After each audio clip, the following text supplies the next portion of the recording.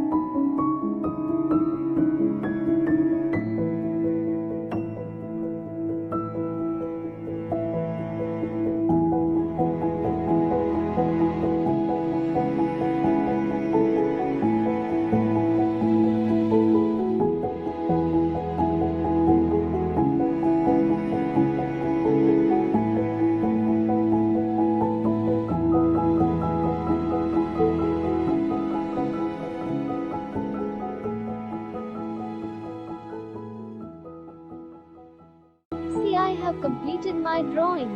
Wow, our Japanese doll is looking so beautiful. I want you also to draw it like this.